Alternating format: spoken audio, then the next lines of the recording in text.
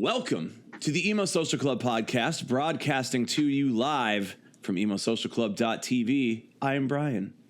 And I'm Lizzie, and we're here this noon afternoon lunch break time on a Friday to talk with our new friend Josh and the Juliana Theory. Thank you so much for hanging out with us. Thank you for having me. I appreciate it. So tell us a little bit. You're back. You're doing it. We are doing it. Doing it. Yeah. I'm Josh Fiedler. I'm guitarist for the Juliana Theory, and yeah, we're back. What was the what was the reason that you guys are now like back and going on tour and doing these fests and putting out new music? Like, what was the inspiration? I think it was me bugging Brett for 15 years to do it. and then I finally broke him down, and then we're doing it. No, but we did reunite in 2010 for like a handful of Emotion Is Dead shows. It was like the 10-year anniversary for that record. And we wanted to do it just small, intimate little clubs. We did it. It was fun. And then that was it for a while. And we talked about doing something in 2017, and we were going to play some shows, and we were going to do the Warped Tour, or we did the Warped Tour Rewind Cruise. Mm-hmm. So we did that. And then there were some plans to do things, but, life got in the way for 5 people that lived in different parts of the country and with kids and all that, just kind of fell apart. And then in 2019, we got an offer to do an acoustic tour, which is something that, we had never done. Brett had done solo shows, throughout the years for his, side project, or not side project, for his solo project that he had done. And we decided to head out in the SUV, and we had an awesome time, and it was fun just kind of reconnecting, and it almost felt like we were touring, back in, 1998, 99, like driving one of our guitarists, his mom's minivan to shows, and we had such a good time. We just started talking about, let's keep this going and let's write new music. And so that kind of happened. We, right after that tour happened in 2019, 2020 came along with all of the pandemic stuff. But during that time, Brett and I recorded, 2 records. One was a reimagination of some of our songs that kind of, we took what we were doing on the acoustic tour and kind of, amplified that and did those and put that out last year. It's called A Dream Away. So there was one new song on that record, and then a bunch of, reimaginations of other songs. And then we also did, what we are releasing now as still the Same Kids EPs. So our first EP came out a couple weeks ago, and we've got a couple more, and then we're going to do a full length of that with some more songs and keep everything going. Hell yeah. No, go ahead, Lizzie. We it's your keep doing question. this. No, you do. I was about to say, since we are expecting more EPs, will it also be like part 2, part 3, or are they going to have kind of like different names? They'll be still the Same Kids part 1, 2, and 3. Yes. I'll go now. There you go. That's just the internet, doing its thing. As a band who's been around as long as you have, do people just like constantly toss like tour opportunities your way? Like, if you're getting emails from people like, hey, do you want to go out on this tour? Like, you're like, we're not really a band, but there's like, yeah, I know, but like, do you want to do this tour? Like, do you want to go out on the road? Like, you're just like constantly getting like those kinds of things, even though you're not active, or how does that work? That is a good question. And I'm not honestly sure, prior, back in our really active days in, the late 90s and early 2000s, a lot of bands will have a booking agent, and those would come through their inboxes.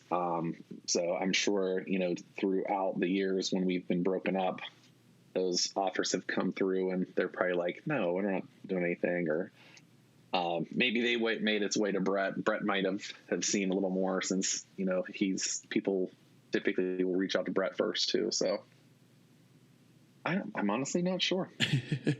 I just imagine it's I like hope they came in. I would hope in the back of my mind that, we got a few offers a year to do things, and maybe we did. Maybe nobody cared. I don't know. Maybe that's in part of what whittled Brett down and be like, okay, we got to get back together. We got to take the band out on the road. Too many emails.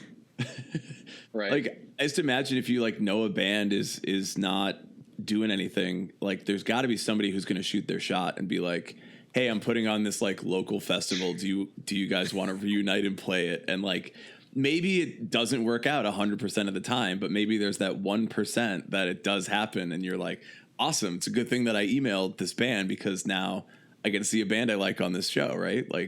Maybe you're that's kind of what happened with the acoustic tour. So we supported the Spill Canvas, and I believe the Spill Canvas had reached out and asked if we wanted to tour acoustically to open for them, and that's how that did come about. So, maybe that did happen a little more often than I'm giving it credit for, but that is what sparked 2019.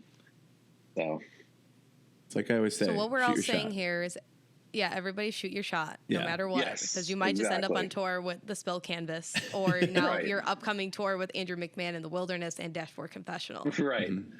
What's the worst thing is going to happen is a no. It's you always got to shoot your shot in life. So. Seeing your tour was very okay, this is just the exact early 2000s of having Dashboard. Andrew McMahon, obviously, Something Corporate, and the Juliana Theory. I'm like, okay, what is this tour? This is a 20-year-old tour. Kind of, yeah. And back in the day, we did. We didn't tour with Dashboard, but we played a lot of shows with Further Seems Forever when Chris was singing, and I remember some of those shows where somebody would break a string and Chris would get the acoustic and play one of the Dashboard songs, and he was giving out his first album, to anybody on CD. And so, that's how we originally met Chris. We were friends with those guys. And then, obviously we did the really long US tour with Something Corporate, which was probably one of my favorite tours ever too. So we've kept in contact with those guys over the years. So it's long overdue, I think, to finally play with them. Yeah, and having that all put together, and now you're playing a lot of fests too as well. Is that more reminiscence, like you were saying, oh, we got into an SUV and we did this tour? Is it kind of bringing back some old school memories of when you did fests like Cornerstone and Warped Tour? Definitely, yeah. It's jumping in a van and going to all these shows makes you kind of feel like you did when we were teenagers, of just hopping in a car and either going to see a band play that you loved at a festival, or, I remember going to those few first Warped Tours back in 95 and 96. And it was awesome because they were $5. You got to see all of your favorite bands, and and then you get that magic feeling, and it kind of brings that back. Being on tour, I think no matter how old you are, it kind of puts your mind back, to when you were a teenager, just riding around and just playing shows, and it's kind of awesome to have that feeling again. Yeah, I know. Now that there's a lot of kids that are obviously starting new bands, going out on tour, but there are a lot of older bands that are coming back and doing the same thing. And like you mentioned, having 5 members in a band who have families and kids and responsibilities outside of playing music, it's it must be nice to have that sort of freedom of not to say you don't love your family, but also I'm going to say it because I don't have a family. And it's just getting out, just let's just go on the road and just hang out with the friends and have a good time, and back to those teenage years of just being young and dumb and having a good time.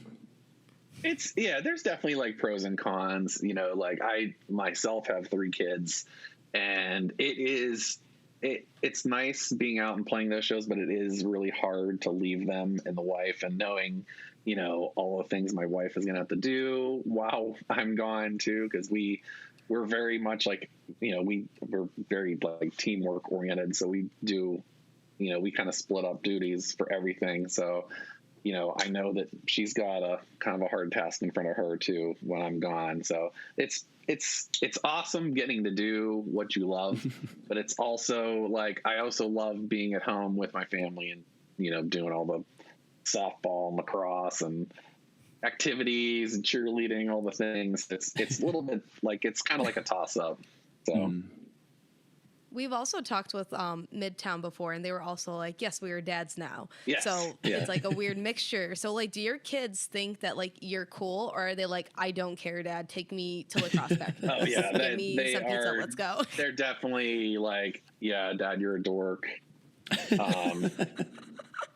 My kids make fun of me. My wife makes fun of me because I'm born. So my birthday is December 19th, and we found out a couple years ago. Oh, you're a Sagittarius too. It's apparently National Emo Day, so I get made fun of constantly for that. Oh, and yeah, it was funny because like my before our shows last year, I had ordered this pair of boots that I wanted to wear on stage and stuff, and it was like right before our first show, I was supposed to fly out and my shoes hadn't come, and I was waiting by the door for UPS to come, and my little one was like, all Dad cares about are his stupid emo shoes. And I'm like, so I'm constantly getting hammered. I'm just a dorky dad.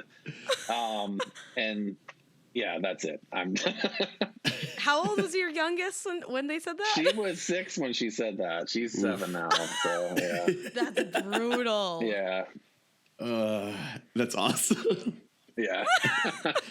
I mean, like looking at the studio behind you where you're recording this from, for the listener at home, there's every guitar, and I just imagine like you still have like that in your house, so there's still like, you know, you're playing guitar, you're still jamming out, but they're just like, no, that's dumb. Like you should stop. I have my own little space in the house where I just, you know, just surround myself with vinyl and guitars. So this is my own little space that I have. But now my oldest plays guitar now too. So she picked up guitar a few years ago, and she's been playing a lot too. So I'm trying to hook each of them, you know, get a little music in there. So I imagine that's just like, as a parent, you're like, I want them to be cool, but then they look at you and they're like, Dad's not cool, you know, like Dad's just like, Dad's not cool. So we can never play guitar. We can never listen to rock music. We can never like any of his band friends. It's like, who's this Chris Carab? I don't care. Like, whatever. It's like, it's just all the things that you're like, this is why we're cool. It's like, he did that one Spider-Man song. That's all I care about. Then they move on. And it's like, yeah. Are they just like completely like, I mean, I think that I'm going to be a cool parent, but I also am like, maybe I should just change up everything I do now so that when I have a kid, they get into all the things that I'm really into. And then they're like 8 and I go, haha, fooled you. And then we're like hanging out, doing all the same things together. That's the trick. Yeah, you did that. Yeah, you got to do that. Although my oldest, a couple of years ago, she started getting into, we've always my wife and I've, you know, played them music that we liked, but they typically would listen to the radio. But then a couple of years ago, my oldest started discovering like Green Day and My Chemical Romance and Weezer, and I think Weezer's become like one of her favorite bands and stuff. Yeah. So that's cool. Like, so it's like, I can see her like turning a little bit, you know, from, you know, just, I don't know, maybe it's just an age thing, but yeah, the little ones, they could care less. But although I say that now, then my youngest likes to watch these YouTube videos of this, like, I don't know, it's the little anime characters, like this gacha thing, or I don't even know what it is, but it's some app that you can design your own little anime creations, and she watches these people put on, like, they put these music videos together where they have, like, her favorite song is Panic at the Disco, House of Memories. And then there's like this Billie Eilish song and a couple other songs that she watches these videos like nonstop. And it's like really funny. And my wife and I are like, is Claire like super emo, or is it just like, is she projecting onto my stupid emo shoes right now? But her herself, I think she is. Emo? Yeah. So kind of fake in a couple energy. years, I'm going to start making fun of her. And then Be like, remember when you bullied me? Yes, my turn now. Yep. Hey, Dad, can I get these when shoes? She's a teenager, it's all over. Yeah. It's all downhill. You gotta have so you mentioned like shoes. Billie Eilish, with what some of the music that your kids are listening to. Is there anything else that stands out to you that they have heard that maybe you're like, oh, this is new and this is different, aside from like anything else like general we would probably listen to? Not really. No.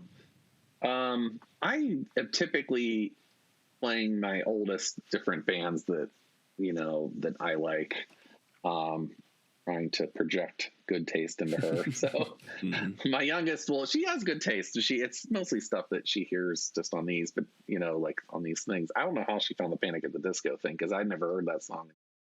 She started listening to it all the time, but yeah, I don't know.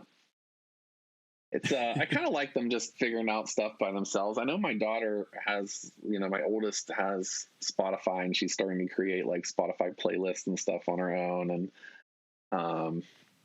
I think, a couple of years, she got in that band AJR for a while, and they, I took her to see them, and they were awesome live, and they've got some good songs. Yeah. It's like, as long as you can enjoy it, you're not like struggling through Kids Bop or something. As long as they aren't listening to Megadeth. Yeah, listen, that might honestly be it. That's the cutoff line.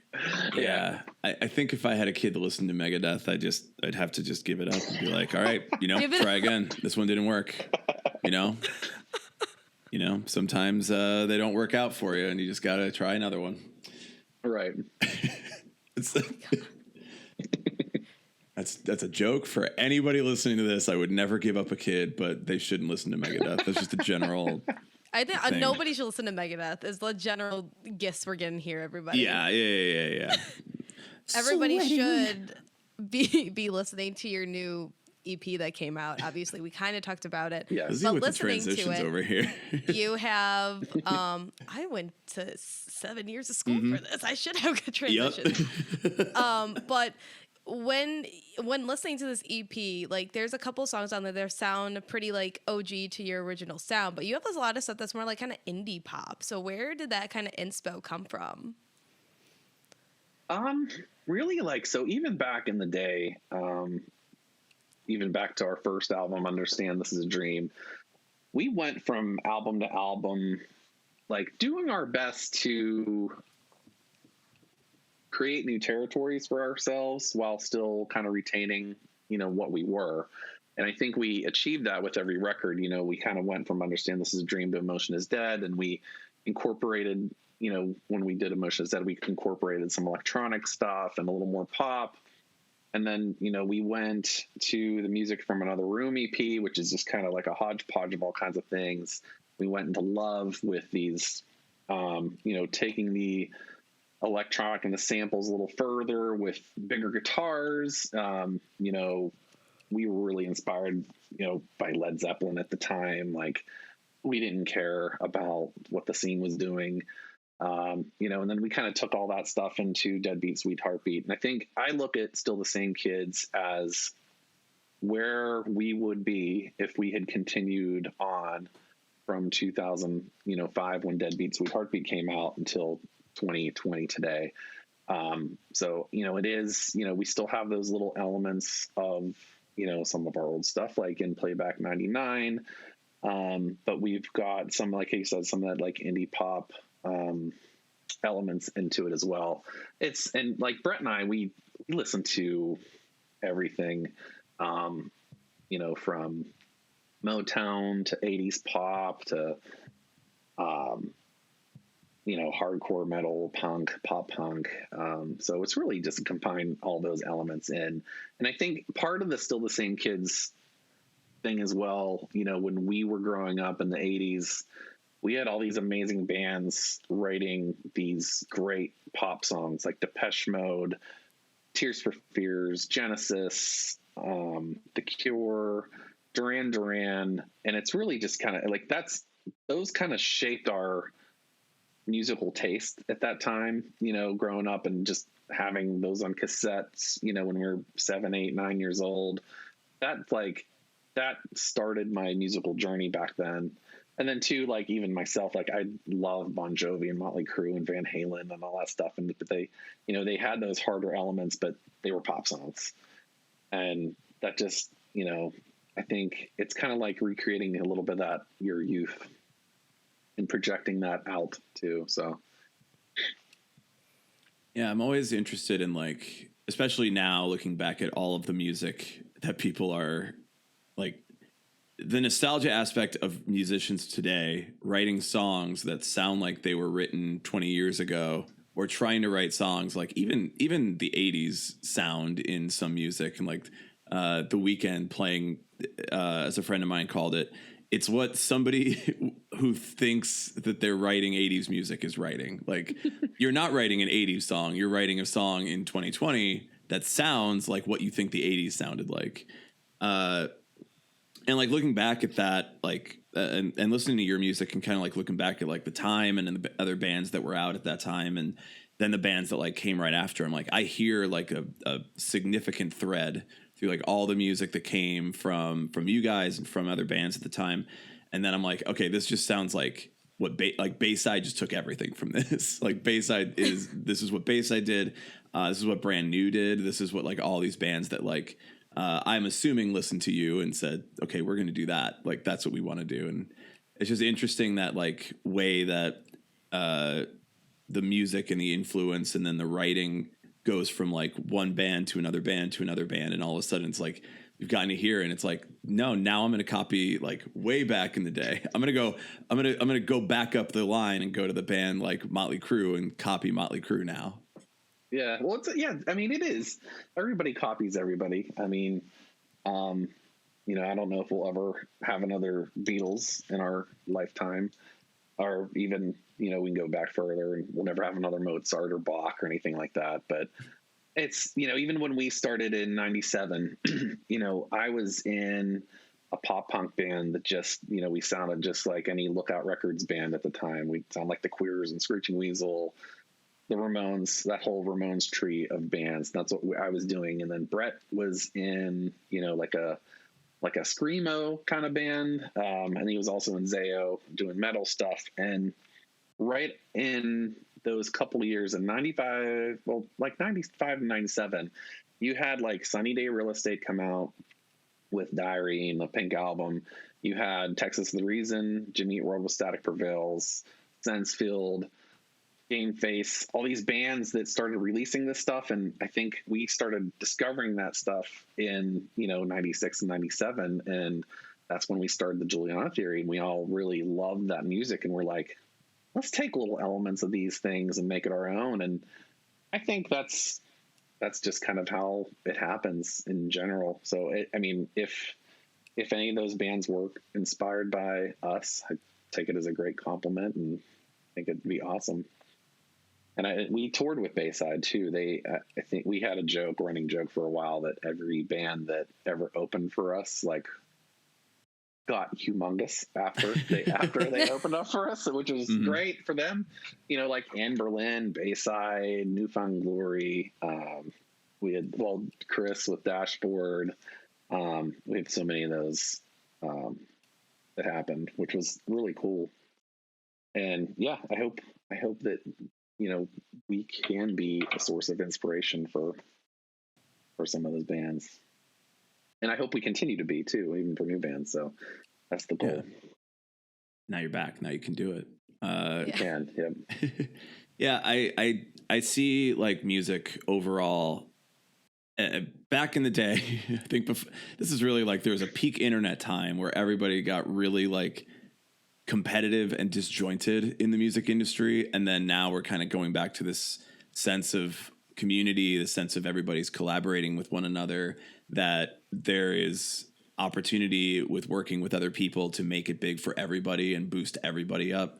And I feel like what you're describing was kind of that same idea where everybody had similar interests, similar passions, were from the same geographic area and could like share tours and play music together. And everybody was inspired by each other. And the scene was small enough where everybody could just be a part of it and feel like, you know, they're a part of something bigger, going into Warped Tour and going into, you know, all this other stuff and like feeling like, oh, this is like my group. This is my, I don't want to say family. It sounds lame to say family. It sounds like I mean, kind of Fast and Furious. It was like we were playing. You know, there was all those house shows in New Jersey where, like, basement shows where we would be playing with, you know, Hot Rod Circuit, Midtown, Saves the Day, like Thursday, all those bands. Like, we all came from like a similar setup, and it was, you know.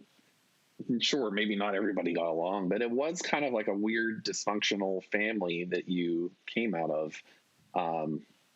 It was a very cool scene, like back then. I always feel like it's like a weird romanticized version of things, like because I was a child, so every time I'm like looking back and I like research all these bands, I'm like, wow, what was it like to be like not a child or like just born in that time and like experience that fully. Lord. To give you some reference here, I was probably like freshman, sophomore in high school around the time we're talking about, and not into these bands yet at all. Once I heard AFI, or like middle of sophomore year, that was when I was like, oh, okay, I know, I get it now. All right, no, I'm in. Like, unstoppable, go forward. Unstoppable. Yeah, it was just, that was the music I needed to change my mind about all of it. So AFI was like your, like, kind of like your Nirvana or Green Day moment for myself. Yeah. I was I'm obviously a little older than you, so I had that moment when Nirvana came out and then kind of kickstarted everything. Mm-hmm. And then Green Day happened and it, you know, further into that. So yeah, it's like rock radio's on. Okay, cool. Like, that's fine. I can enjoy, you know, I know Green Day songs, I know Nirvana songs. And then it's like, mm-hmm. I need something that's like for me, I guess, like something that's like specifically for the feelings that I'm having as a child, as a young teen. It's like, what am I trying to express, and what kind of defines like that for me? And yeah, it was like Green Day didn't do it, but then AFI like just hit. It's like, no, I'm putting on eyeliner and I'm going to school today.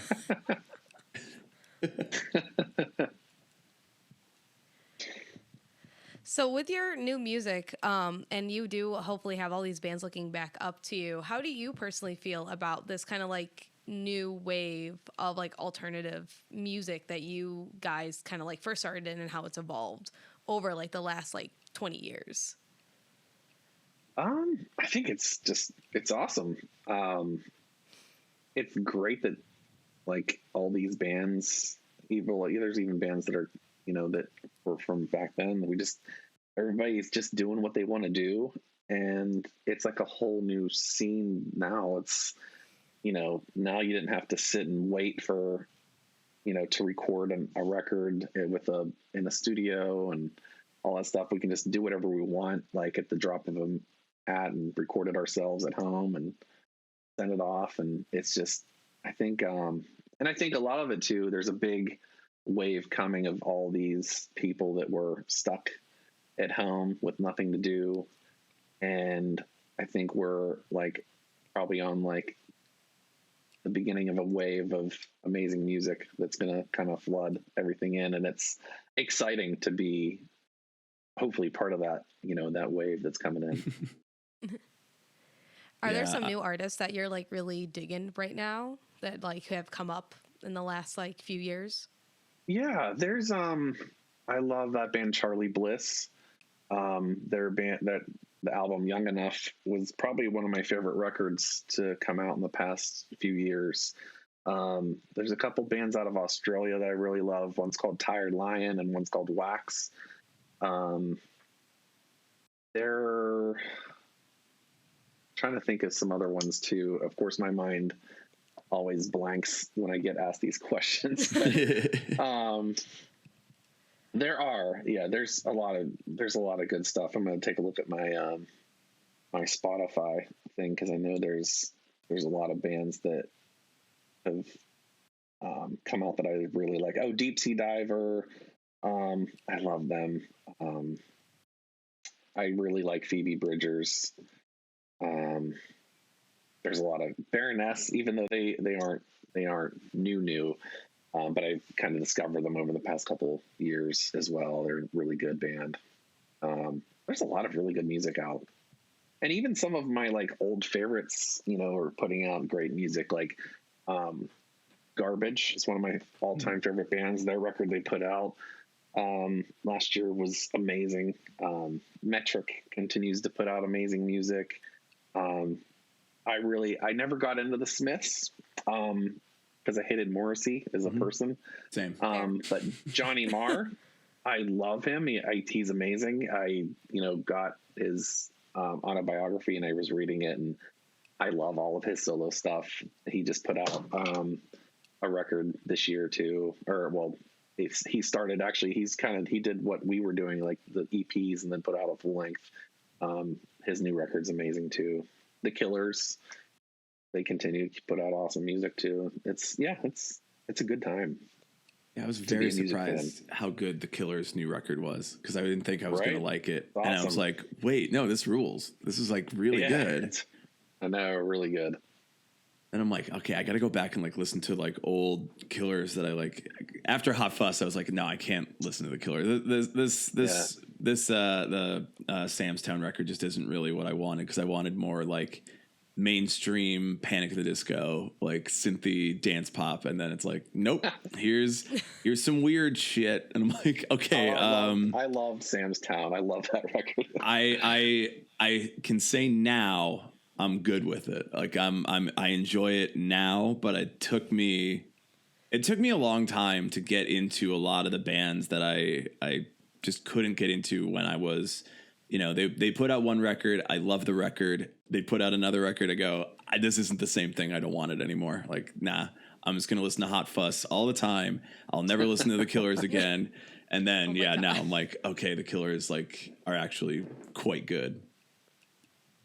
They didn't have that dark goth thing that you were craving with AFI. Right? I needed it. Yeah, I needed theatrical. Is that why it took you so long to warm up to Danger Days when it came out? Like, I feel everybody else No. I was real into Danger Days. I liked it from moment one. My Chem was obviously, you go from AFI, you're gonna get into My Chemical Romance. There's just no. It's just legally. You legally have to. They like give you the CD with your purchase of an AFI CD. Like, yeah, you're gonna like this. But then they give you your stupid emo boots that someone's gonna bully you for eventually. Your emo boots and your eyeliner, and you are good to go. You got your day ahead of you.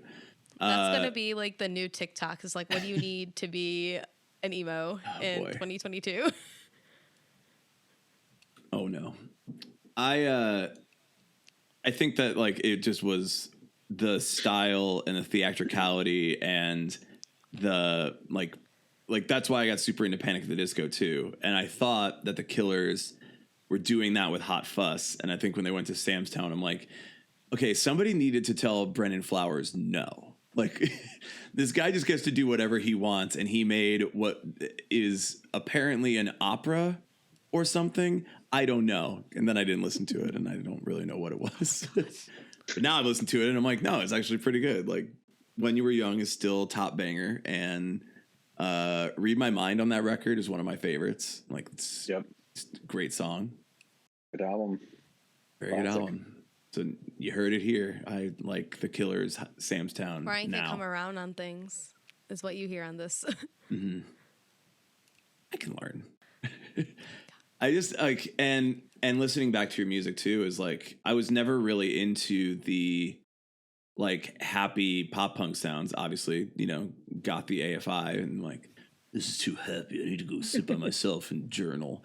And your guys' sound was more of that yeah, like the darker style and the darker edge to it, not like the happy-go-lucky fast tempo pop punk stuff that like I just couldn't get into. And I'm like, what's this Fall Out Boy? Why would I want to Fall Out Boys?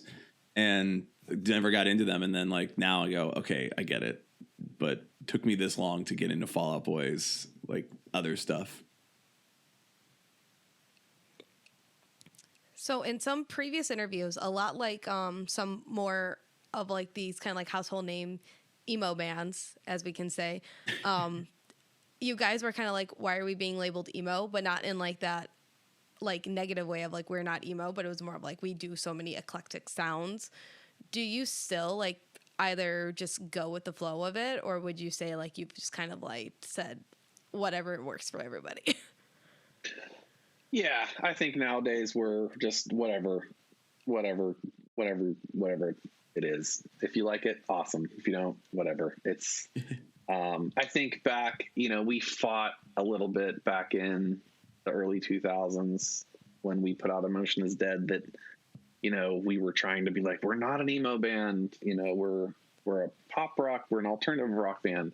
And, we probably pushed a little bit too much than we should have. Looking back, instead of embracing that more. But now people use the term emo for anything. Like people say Avril Lavigne is emo and whatnot. But so I think now it's just let it flow, let it ride, just go with the vibe. Yeah. Are you of the belief that like the only true emo is like certain styles, or is that like, I mean, yeah, emo is so much, and meaning emotion is like, yeah, turns out you want emotion in your music. You don't want like flat music. So do you feel like there's like certain directions that are more emo? I hate this argument, by the way. And I'm trying to be like, yeah, it's all like, yeah. I think I'm not an emo snob, so I think if you want to consider something emo to you, then you let that flag fly. Go for it. Emo is just now a modern buzzword, I feel, at this point. Yeah. For sure. Back in the day, I'll be like, this doesn't sound like Sunny Day Real Estate. Mm-hmm. I'm like, this is an emo. But yeah. Or mall emo, I guess, as we've sometimes heard it called. Hot Topic emo. Yeah. Which, again, I feel like we're going a little bit too directly into my musical history here. And I'm like, yep, I worked at Hot Topic, and that's where okay, fantastic. This is true. Yeah, you brought up AFI and My Chem, and yeah, you're down that road. Oh, boy. My sister worked at Hot Topic, too. It's a fine time. It's a fine establishment. It obviously changed a lot. I worked during the remodel, okay, before it became Urban Outfitters. I worked at like the real dark, scary version of the store. Yeah. Okay, like. You worked at the version that my parents wouldn't let me go into until I was like 17. Yes, that's correct. Yeah.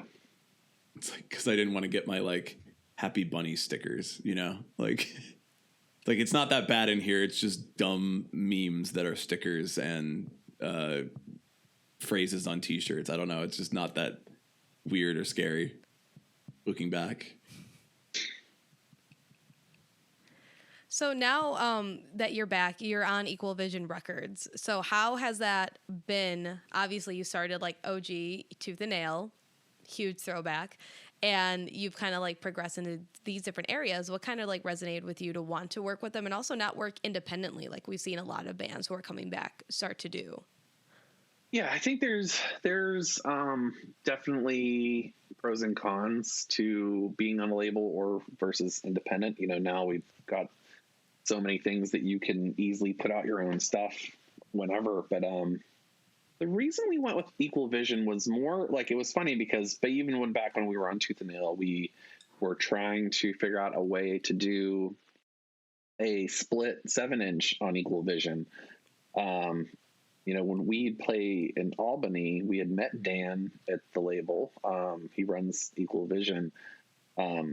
back ages ago, late 90s, or I think it was late 90s, we had met him. And even back then we wanted to do something on Equal Vision. So to have them be interested in us all these years later and still, they really wanted to work with us. They believed in our vision of the band, and we really liked it. It's a very family oriented vibe over there. We love Dan at the label. He's an awesome guy to work with, and like I said, he just really believes in what we wanted for the band, and kind of let us do our thing. And that was really the biggest selling point to us. And it's not often that you have somebody be a president of a record label for 10, 15 years, Dan's been there at least since the late 90s. It's not often that somebody sticks around that long in one thing. And he really has the passion and belief in his label and his bands that we obviously were instantly attracted to. We always look back and say man, labels were really dangerous. People didn't really understand what labels were, and now I think at least people have more of an understanding. I saw a post earlier today that labels are just telling their artists to just make TikToks all day. You have to put out 8 TikToks per day, and I'm I don't think that's no alternative label, no emo pop punk label is going to be you got to make TikToks or we're not putting out your record or something. It's it's very strange. That's in their clause. If you do not meet your TikTok quota per week, that's it. So how many TikToks does Equal Vision make you create per day? Oh, it's 4 a day. Yeah. And obviously I myself have failed at that. I just started a TikTok maybe a few weeks ago, and I've got just 3 stupid videos on there. So you can follow me, Joshua Fiedler. But no. Brett has been killing it on his TikTok. So he's had his for a few months, and he's doing an awesome job on his. You can follow him at Brett Detter on there.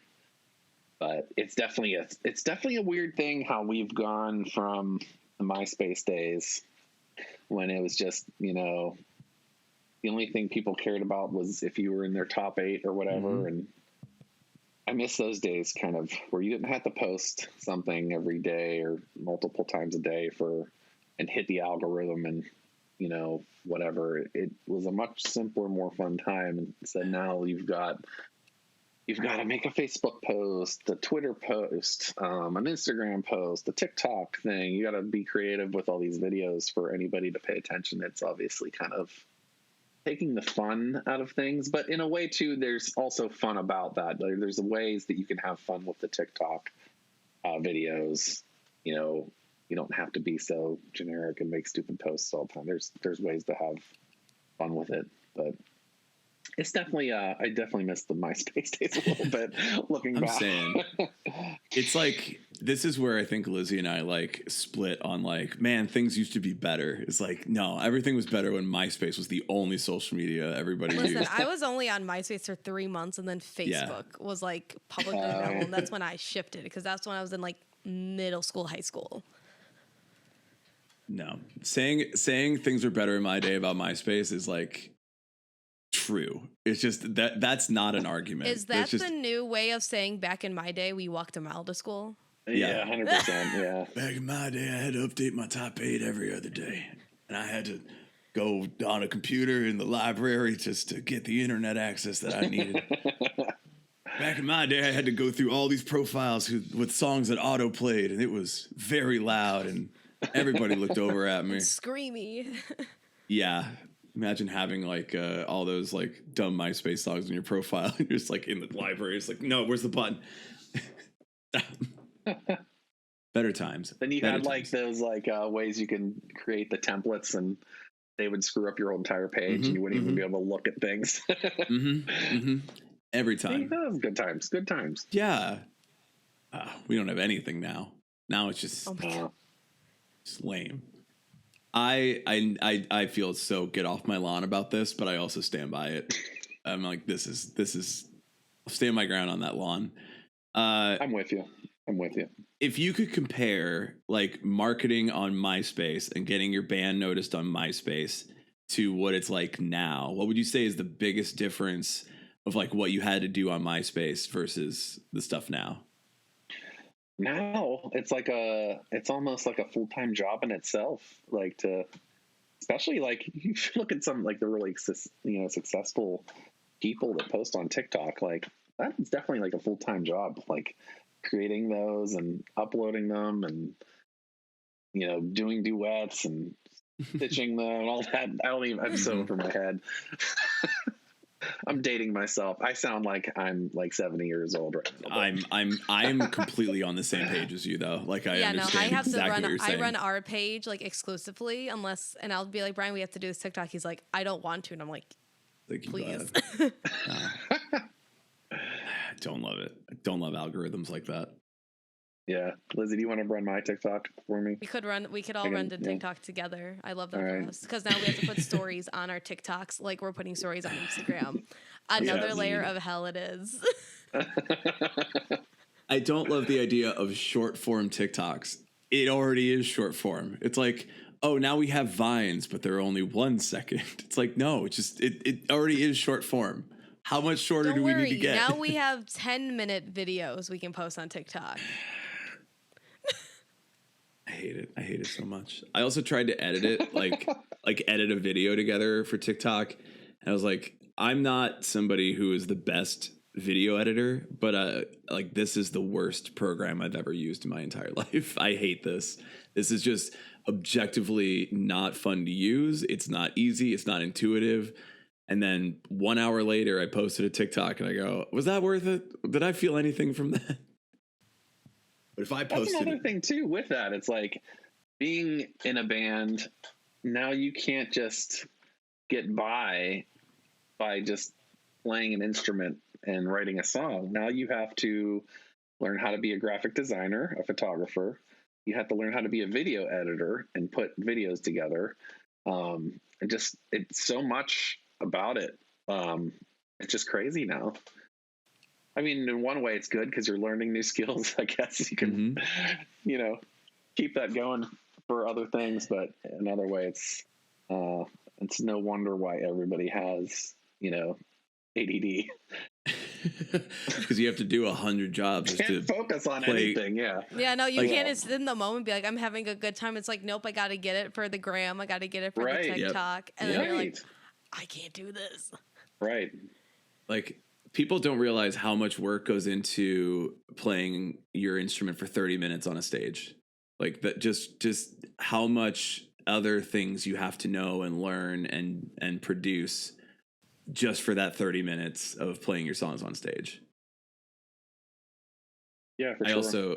I also tell everybody if they're like wanting to start a band, I'm like, find somebody who can do graphic design. It's going to be the biggest thing that you will bring to the band. If you can play guitar real poorly, but you can do graphic design pretty okay, that's fine. You're in the band.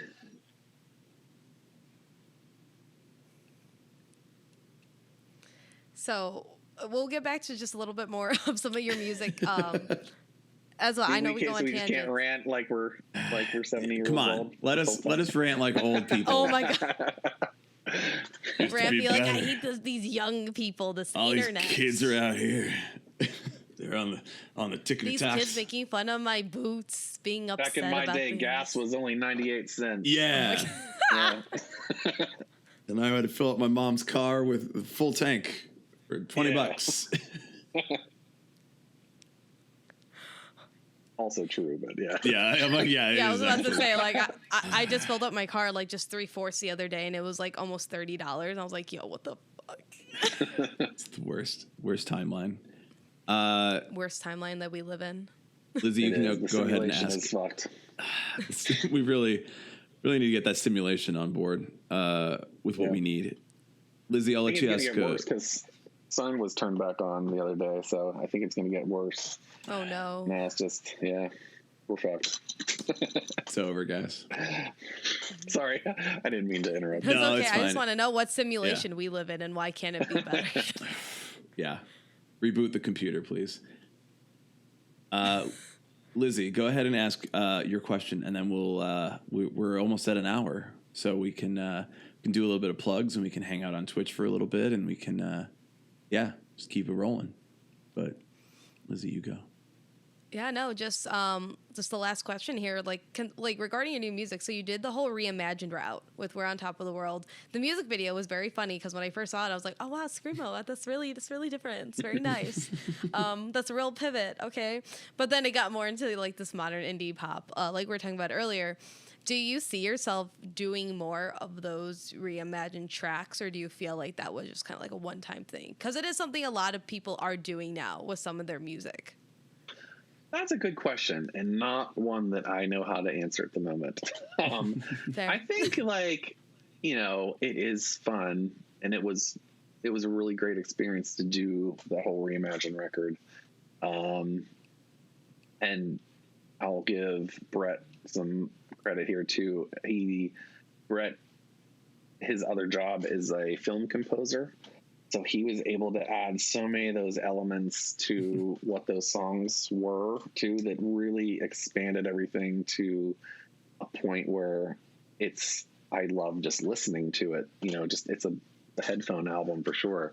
And I'm sure that there's probably going to be a time where we will have the opportunity to do that again, whether or not we will or not. Like, we'll see, I would say this: I'd rather create something new than rehashing something old.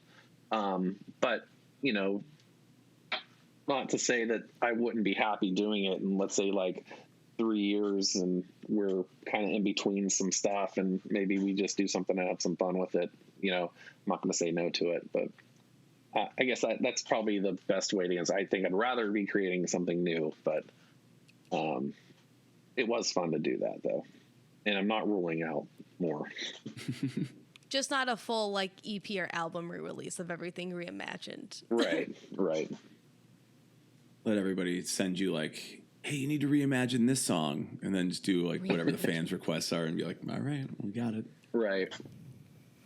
Like, I know that, like, I guess it's with the nostalgia thing too, is that just everybody's got to play these songs that they wrote when they were 17 years old, and it's like, well, I don't have the same experience as that anymore, but I want to keep it updated because we're going to be touring on it, or we're going to like you have to hear it every night again, and it's like, how do I make it new for myself rather than just sort of slogging through all the old songs and getting to the new ones. And Lizzie, I'll give you a Aquarius moment here and be like, yeah, just, wow. Sometimes you just got to move on to the new thing. You're excited about the new thing, and you're like, yeah, that's awesome. And you're like, I forgot about all the old stuff though, and I have to still like care about that too.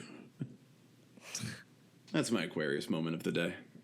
It was fun. Like, it was a lot of fun playing like some of those old songs last year when we did the Emotion is Dead shows. They were a blast. Playing, some of those songs actually were barely ever played live, so it was kind of fun, like going back to those and redoing them.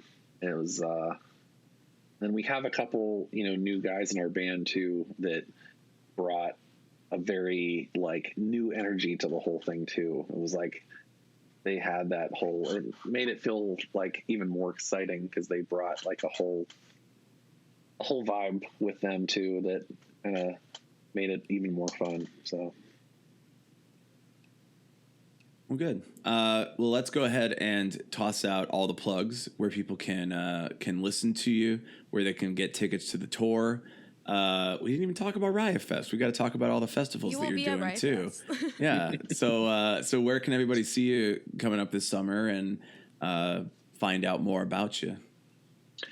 Yeah, for right now, so we've got some festivals coming up. We are playing Psycho Fest in Las Vegas in August, and then we head out on tour with Dashboard Confessional and Andrew McMahon in the Wilderness. We are playing the West Coast leg of that tour. So I think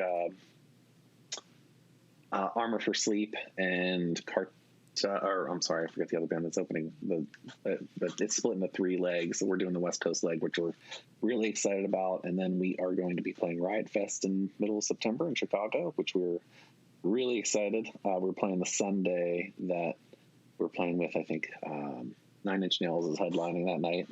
But Jimmy Eat World's playing that day. Jawbox is playing that day. I'm pretty excited about that. So. Yeah, you know the lineup better than we do. And then hopefully we get in on Saturday to see Sunny Day Real Estate. And but yeah, it's and then so that's what we have announced at the moment.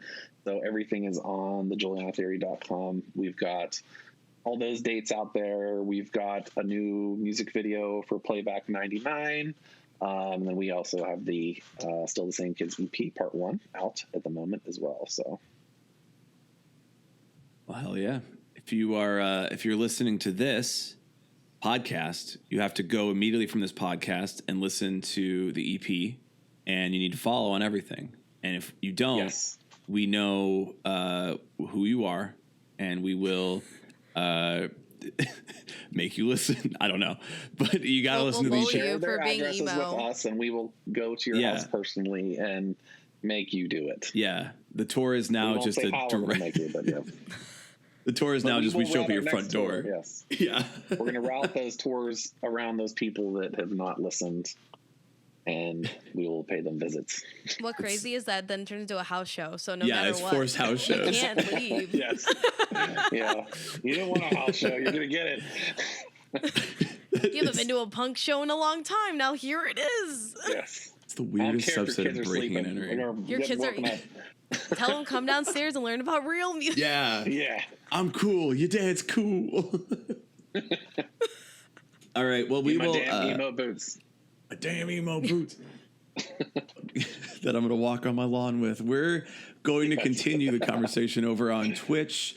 But, you got to go and check out Juliana Theory this summer. We will be at Riot Fest. We'll be in the audience. We'll be throwing our hands up like we just don't care. And we better see you there. And that's true story. That was really it. Yeah, that's really it. So let's we'll end the pod there, and we'll talk with Twitch. But Josh, this was a lot of fun. Thank you for joining us on the pod, and can't wait to see you this summer. Of course, thanks for having me. Really appreciate it.